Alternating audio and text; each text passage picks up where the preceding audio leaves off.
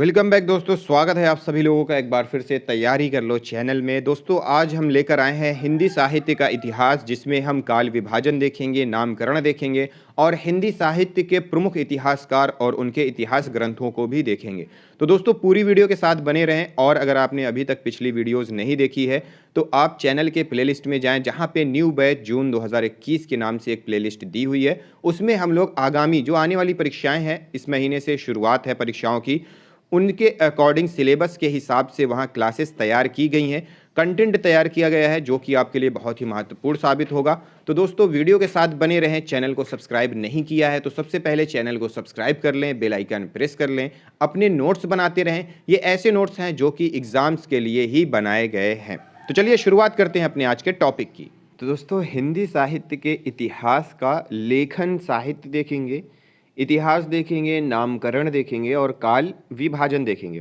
तो एक तरह से ये हमारा रिवीजन भी हो रहा है और दूसरी चीज़ की इसमें बहुत सारी ऐसी चीज़ें नई मिलने वाली हैं जो कि परीक्षाओं की दृष्टि से महत्वपूर्ण होती हैं और कभी कभी ऐसे प्रश्न पूछ लेता है। तो साहित्य इतिहास लेखन की परंपरा, साहित्य इतिहास लेखन की परंपरा के बारे में अगर बात करें तो साहित्य के इतिहास लेखन की दिशा में हिंदी में अभी उचित प्रगति नहीं हुई है। अन्य भाषाओं में तो स्थिति और भी खराब है। इसका कारण यह है कि इतिहास विधा की हमारे देश में विकसित परंपरा नहीं रही है और आज भी हम इस देश में विशेष उन्नति नहीं कर पा रहे हैं।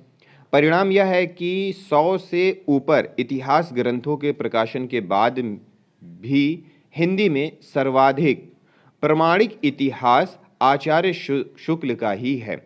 मतलब 100 से ज़्यादा इतिहास ग्रंथ आ चुके हैं, लेकिन जिसमें से सर्वाधिक प्रमाणिक जो इतिहास ग्रंथ है वो आचार्य रामचंद्र शुक्ल जी का है, जिसकी रचना कब हुई थी? 1929 ईस्वी में हुई थी। यह स्थिति हिंदी के गौरव के अनुकूल नहीं है, विशेषतः तब जबकि हिंदी का आलोचना साहित्य इतना समृद्ध हो चुका है। नागरी प्रचारणी सभा ने वृद्ध इतिहास की योजना द्वारा एक महान अनुष्ठान का उपक्रम किया है। इस प्रकार के सार्वजनिक कार्य की अपनी सीमाएं होती हैं, फिर भी इस महाप्रयास के फलस्वरूप साहित्य सामग्री की एक विशाल राशि भावी इतिहासकार के लिए एकत्र हो गई है और हमारा विश्वास है कि शीघ्र ही साहित्य के कुछ प्रमाणिक इतिहास हमें हिंदी में उपलब्ध हो सकेंगे। तो ये था इतिहास लेखन से संबंधित।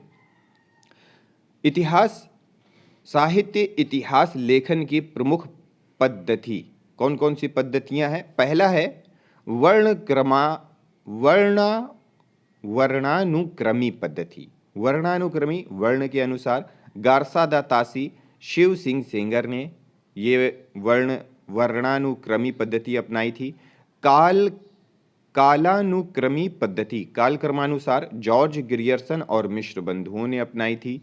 विधेयवादी पद्धति, जिसे आचार्य रामचंद्र शुक्ल ने अपनाई थी। और पांचवा है समाज शास्त्री पद्धति, जिसे रामविलास शर्मा ने अपनाया था। और छठवां है वैज्ञानिक पद्धति, गणपति चंद्र गुप्त, रमाशंकर शुक्ल, रसाल, इन लोगों ने ये पद्धति अपनाई थी। तो साहित्य इतिहास लेखन की कुछ पद्धतियां हैं और कौन सी पद्धति में कौन से आचार्य या इतिहासकार आते हैं उनका यहाँ पे नाम दिया हुआ है। साहित्य इतिहास लेखन और उनकी रचनाएं। सबसे पहले नाम आता है गारसादा तासी का। रचना है इस्तवार दाला लेत्रेतुई एंदुई ए हिंदुस्तानी। ये इसकी जो भाषा थी वो फ्रेंच भाषा थी। हिंदी साहित्य इतिहास लेखन की प्रथम पुस्तक भी ये मानी जाती है। इस्तवार दाला लेत्रेतुई एंदुई ए हिंदुस्तानी इसका नाम है। फिर है यह पुस्तक 2 भागों में प्रकाशित हुई। प्रथम प्रकाशन इसका हुआ था 1839 में और द्वितीय भाग का जो प्रकाशन हुआ था वो हुआ था 1847 में। इसमें लगभग 738 कवियों का वर्णन अंग्रेजी वर्णमाला के क्रम के आधार पर किया गया है। अंग्रेजी वर्णमाला के अनुसार इसमें किया गया है लगभग 738 कवियों का वर्णन। 738 कवियों में हिंदी कवियों की कुल संख्या 72 है। वर्णानुक्रमी पद्धति पर लिखा गया यह हिंदी साहित्य इतिहास की प्रथम पुस्तक है। इस पुस्तक का हिंदी अनुवाद लक्ष्मी सागर वार्ष्णेय ने किया था। फिर दूसरा नाम आता है यहाँ पे शिव सिंह सेंगर जी का। इनकी रचना का नाम है शिव सिंह सरोज 1883। यह हिंदी भाषा में लिखा गया हिंदी साहित्य का पहला इतिहास है। इसमें इस्तवार लाल तृतीय एंदोई हिंदुस्तानी फ्रेंच भाषा में था, पर हिंदी में लिखा गया पहला शिव सिंह सरोज है, शिव सिंह सेंगर का। इसमें लगभग 1000 भाषा कवियों का जीवन चरित उनकी कविताओं के उदाहरण के साथ प्रस्तुत किया गया है। 1000 कवियों का यह इतिहास वर्णानुक्रमी पद्धति पर लिखा गया है, वर्णक्रमानुसार यह लिखा गया है। फिर है जॉर्ज ग्रियर्सन जी का। इनकी रचना का नाम है the modern vernacular literature of Hindustan. इसकी जो भाषा है, लैंग्वेज, वो अंग्रेजी भाषा है। यह इतिहास एशियाटिक सोसाइटी ऑफ बंगाल पत्रिका विशेषांक के रूप में 1889 में प्रकाशित हुआ। यह पुस्तक 952 कवियों को लेकर अंग्रेजी भाषा में लिखी गई है। सच्चे अर्थों में इसे हिंदी साहित्य का प्रथम इतिहास कहा जा सकता है। काल क्रमानुसार वर्गीकरण का यह प्रथम हिंदी साहित्य इतिहास ग्रंथ है। नामकरण का आधार कवियों और लेखकों की प्रवृत्तियों के आधार पर किया गया है। इसमें संस्कृत, प्राकृत, अपभ्रंश का प्रयोग नहीं किया गया है। ग्रंथों के आधार स्रोत के रूप में 17 पुस्तकों का भी उल्लेख इसमें किया गया है। नामकरण काल विभाजन का सर्वप्रथम जो प्रयास है इस हिंदी साहित्य इतिहास में ही किया गया था। इसका अनुवाद किशोरीलाल गुप्त ने किया है। इस ग्रंथ में एक कमी यह है कि इसका अंग्रेजी में लिखा जाना। अगले हैं श्याम सुंदर दास। रचना है इनकी हिंदी कोविद रत्नमाला 1909। इसमें आधुनिक काल के 80 लेखकों का जीवन परिचय दिया गया है। एक और रचना है हिंदी भाषा और साहित्य 1931 ईस्वी। एक और रचना है इनकी हिंदी भाषा का विकास 1934 ईस्वी। फिर नाम आता है मिश्र बंधुओं का। मिश्र बंधु रचना है मिश्र बंधु विनोद। यह 4 भागों में विभक्त है। प्रथम 3 भागों का जो प्रकाशन है वो सन 1913 ईस्वी में किया गया था तथा चौथे भाग का प्रकाशन 1934 ईस्वी में हुआ था। इसमें लगभग 5000 कवियों के विवरणों के साथ साथ साहित्य के विविध अंगों पर प्रकाश डाला गया है। तो सबसे ज़्यादा अगर पूछता है कवियों का वर्णन किस इतिहास ग्रंथ में हुआ है तो वो है मिश्र बंधु विनोद में। आचार्य रामचंद्र शुक्ल जी ने लिखा है कि कवियों के परिचयात्मक विवरण मैंने मिश्र बंधु से ही लिया है। फिर है राम नरेश त्रिपाठी जी का नाम। इनकी रचना है कविता कौमुदी 1917। इसमें भारतेंदु के पूर्ववर्ती 79 कवियों की जीवन कृतियों का परिचय दिया गया है। एडिसन ग्रिब्स का नाम आता है। रचना है इनकी स्केच ऑफ हिंदी लिटरेचर 1918 ईस्वी। यह 112 पृष्ठों में लिखी गई परिचयात्मक पुस्तक है। इसमें हिंदी साहित्य को 5 भागों में विभाजित किया गया है। फिर नाम आता है फादर के ई। रचना है इनकी अ हिस्ट्री ऑफ लिटरेचर 1920। यह पुस्तक परिचयात्मक पुस्तक है। फिर नाम आता है पद्मलाल पुन्नालाल बख्शी जी का। इनकी रचना है हिंदी साहित्य विमर्श 1923 ईस्वी। यह आलोचनात्मक निबंधों का संग्रह है। फिर नाम आता है बद्रीनाथ भट्ट। इनकी रचना है हिंदी 1925। यह पुस्तक 96 पृष्ठों में लिखी गई जो हिंदी भाषा और साहित्य की रूपरेखा प्रस्तुत करती है। फिर नाम आता है अखौरी गंगा प्रसाद सिंह। रचना है हिंदी के मुसलमान कवि 1926। यह पुस्तक हिंदू मुस्लिम एकता की भावना से प्रेरित होकर लिखी गई है। फिर नाम आता है हिंदी साहित्य के महाराजा कह सकते हैं इन्हें, आचार्य रामचंद्र शुक्ल जी का। रचना है इनकी हिंदी साहित्य का इतिहास 1929। आचार्य रामचंद्र शुक्ल जी का साहित्य का इतिहास हिंदी शब्द सागर की 8वीं जिल्द की भूमिका के रूप में जनवरी 1929 ईस्वी में हिंदी साहित्य का विकास नाम से प्रकाशित हुआ, जिसे सन 1951 में हिंदी साहित्य का इतिहास नाम दे दिया गया। आचार्य रामचंद्र शुक्ल जी ने 1000 कवियों को लेकर 900 वर्षों का साहित्य इतिहास लिखा है। शुक्ल जी ने अपने साहित्य इतिहास को 4 कालों में विभाजित किया है। दोहरे नामकरण की प्रवृत्ति सर्वप्रथम आचार्य रामचंद्र शुक्ल ने प्रारंभ की। आधार स्रोत के रूप में मिश्र बंधु विनोद, कविता कौमुदी, ब्रज माधुरी सार,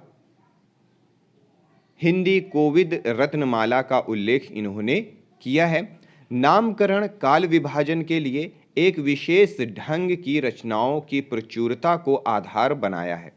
आचार्य रामचंद्र शुक्ल ने शिव सिंह सेंगर की पुस्तक को कवि वृत्त संग्रह, ग्रियर्सन की पुस्तक को बड़ा कवि वृत्त संग्रह और मिश्र बंधु की पुस्तक को बड़ा भारी कवि वृत्त संग्रह कहा है। तो ये चीज़ें याद रखिएगा क्योंकि ये चीज़ें परीक्षाओं में पूछी गई हैं। कवि वृत्त संग्रह आचार्य रामचंद्र शुक्ल ने किसकी पुस्तक को कहा है? शिव सिंह सेंगर को। बड़ा कवि वृत्त संग्रह किसकी पुस्तक को कहा है? ग्रियर्सन को की। और मिश्र बंधु की पुस्तक को क्या कहा है? बड़ा भारी कवि वृत्त संग्रह। ठीक है। आचार्य रामचंद्र शुक्ल ने आदिकाल को 4 प्रकरणों में विभाजित किया है। वो प्रकरण कौन कौन से हैं ये देख लेते हैं। पहला प्रकरण है सामान्य परिचय प्रकरण, दूसरा है अपभ्रंश काव्य प्रकरण, तीसरा है वीर गाथा काल प्रकरण और चौथा है फुटकल काव्य। आचार्य रामचंद्र शुक्ल ने अपभ्रंश काव्य में सिद्ध, जैन, नाथ को स्थान दिया है। इसे सांप्रदायिक कोटि की रचना कहा है। आचार्य रामचंद्र शुक्ल ने भक्ति काल को पराजित मनोवृत्ति का प्रतीक माना है और इसे 6 प्रकरणों में विभाजित किया है। आचार्य रामचंद्र शुक्ल ने कबीर को संत मत का प्रवर्तक और कुतुबन को सूफी मत का प्रवर्तक कहा है। चिंतामणि को हिंदी का प्रथम आचार्य और रीति काल का प्रवर्तक कहा है। केशवदास को भक्ति काल में स्थान दिया है और उन्हें कठिन काव्य का प्रेत कहा है। तो ये भी पूछा गया है, कठिन काव्य का प्रेत निम्नलिखित में से किसे कहा गया है? केशवदास को। आधुनिक काल को गद्य काल कहा है। ये भी पूछा गया है कि निम्नलिखित में से गद्य काल, आधुनिक काल का नामकरण, आधुनिक काल को गद्य काल किसने कहा है? फिर है भारतेंदु को आधुनिक हिंदी साहित्य का जनक और उनकी हिंदी को हरिश्चंद्र हिंदी कहा है। आचार्य रामचंद्र शुक्ल ने काव्य से ज्यादा गद्य को महत्व दिया है। शुक्ल जी ने हिंदी का पहला मौलिक उपन्यास परीक्षा गुरु को माना है और पहली मौलिक कहानी इंदुमती को माना है। शुक्ल जी ने यदि गद्य कवियों या लेखकों की कसौटी है तो निबंध गद्य की कसौटी है। शुक्ल जी ने कहा है यदि गद्य कवियों की कसौटी है, यदि गद्य कवियों या लेखकों की कसौटी है तो निबंध गद्य की कसौटी है। शुक्ल जी का इतिहास समाज व साहित्य की परंपराओं के मध्य सामंजस्य स्थापित करने वाला इतिहास है। तो दोस्तों शुक्ल जी बहुत ही माने जाते हैं, इतिहास ग्रंथ में इनका सर्वोच्च स्थान है। इनसे संबंधित ज़्यादातर प्रश्न पूछे जाते हैं। फिर नाम आता है अयोध्या सिंह उपाध्याय हरिऔध का। इनकी रचना का नाम है हिंदी भाषा और उसके साहित्य का विकास 1930। यह पटना विश्वविद्यालय में दिए गए व्याख्यान का संकलन है। फिर नाम है सूर्यकांत शास्त्री। इनकी रचना का नाम है हिंदी साहित्य का विवेचनात्मक इतिहास 1930। यह अंग्रेजी ढंग पर लिखा गया इतिहास ग्रंथ है। फिर नाम आता है रमाशंकर शुक्ल रसाल। इनकी रचना का नाम है हिंदी साहित्य का इतिहास 1931 ईस्वी।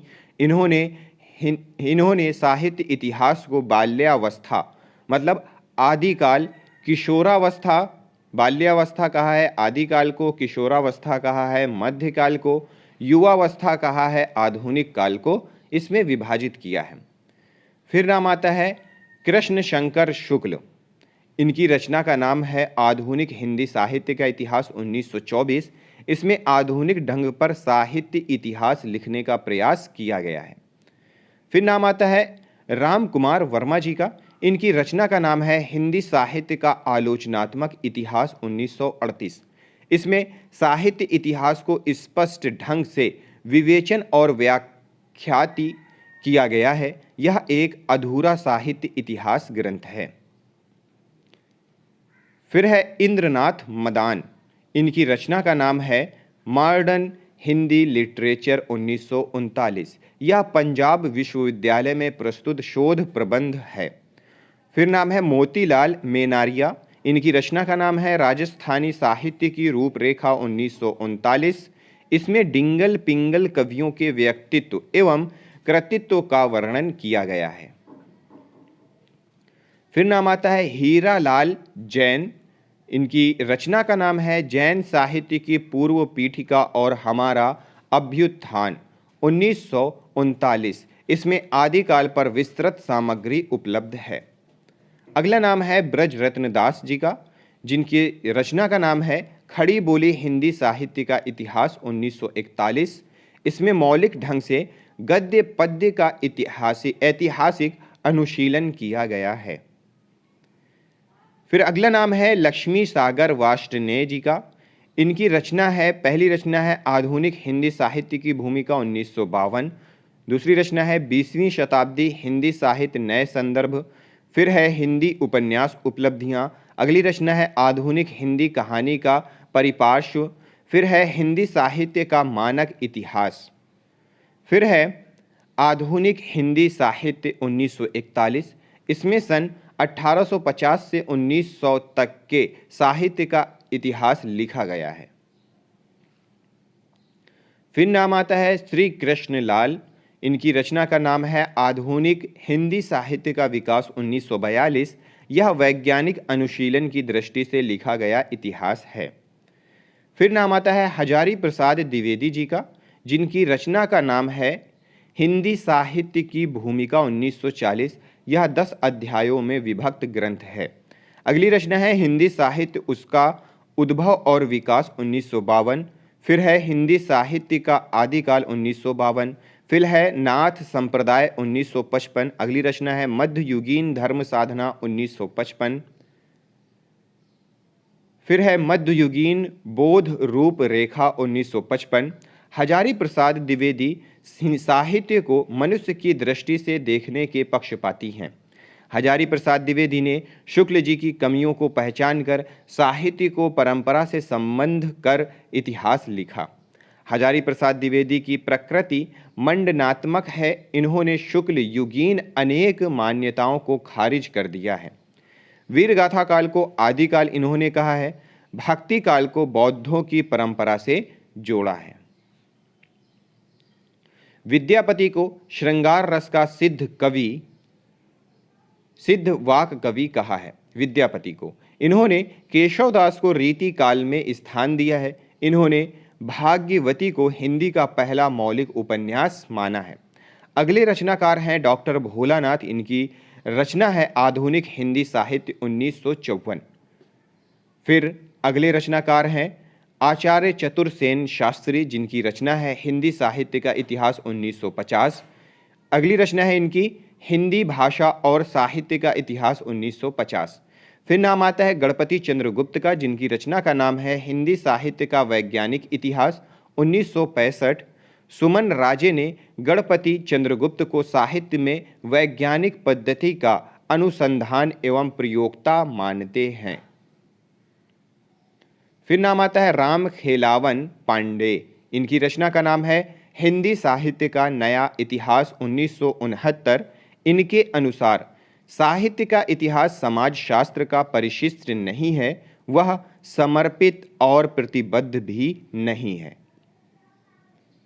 अगला नाम आता है राम स्वरूप चतुर्वेदी जी का। रचना है इनकी हिंदी साहित्य और संवेदना का विकास 1984। अगली रचना है इनकी हिंदी गद्य विन्यास और विकास 1996, हिंदी काव्य का इतिहास, आधुनिक कविता यात्रा और अगली रचना है भक्ति काव्य यात्रा। रामकिशोर शर्मा अगले इतिहासकार हैं जिनका इतिहास ग्रंथ है हिंदी साहित्य का इतिहास 1983। डॉक्टर राममूर्ति त्रिपाठी, इनकी रचना का भी नाम है हिंदी साहित्य का इतिहास, और इनकी एक और रचना है इतिहास ग्रंथ है आदिकालीन हिंदी साहित्य की पृष्ठभूमि। तो यहाँ पे दोस्तों हम लोग हिंदी साहित्य के इतिहास ग्रंथ के बारे में ही चर्चा कर रहे हैं। फिर अगला नाम आता है यहाँ पे जय किशन लाल खंडेलवाल, इनकी रचना का नाम है हिंदी साहित्य की प्रवृत्तियाँ। अगले रचनाकार हैं इतिहासकार मोहन अवस्थी, जिनके इतिहास ग्रंथ का नाम है हिंदी साहित्य का उद्यतन इतिहास।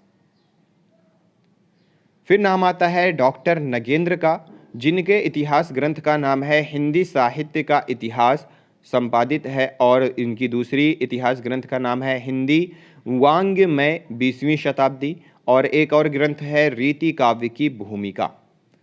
फिर नाम आता है बच्चन सिंह का, जिनका इतिहास ग्रंथ है आधुनिक हिंदी साहित्य का इतिहास, और दूसरा है हिंदी साहित्य का दूसरा इतिहास 1996। सुमन राजे, इनके इतिहास ग्रंथ का नाम है हिंदी साहित्य का आधा इतिहास। वासुदेव सिंह जी हैं, इनकी रचना का नाम है हिंदी साहित्य का उद्भव काल, हिंदी साहित्य का उद्भव काल। फिर नाम है परशुराम चतुर्वेदी जी का, जिनके इतिहास ग्रंथ का नाम है उत्तरी भारत की संत परंपरा। फिर प्रभुदयाल मीतल जी हैं, इनके इतिहास ग्रंथ का नाम है चैतन्य संप्रदाय और उसका साहित्य। फिर अगला नाम है टीकम सिंह तोमर, जिनके इतिहास ग्रंथ का नाम है हिंदी वीर काव्य। सियाराम तिवारी जी का है मध्यकालीन खंड काव्य। सरला शुक्ल का इतिहास ग्रंथ है प्रेमाख्यान काव्य। विश्वनाथ प्रसाद मिश्र जी का इतिहास ग्रंथ का नाम है हिंदी साहित्य का अतीत, 2 भागों में प्रकाशित हुआ था, प्रथम भाग 1959 और द्वितीय भाग 1960। इनकी एक और इतिहास ग्रंथ है वाङ्मय विमर्श, सन 1944 में प्रकाशित हुआ था।